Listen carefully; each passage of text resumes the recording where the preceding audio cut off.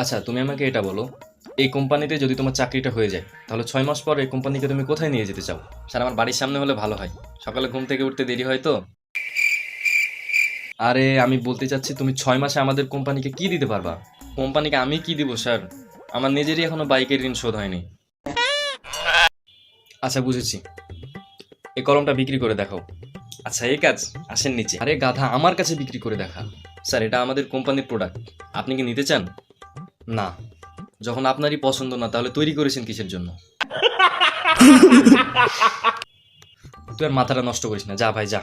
Sir please last একটা সুযোগ দেন, এবার ঠিক মতো অ্যান্সার করবো।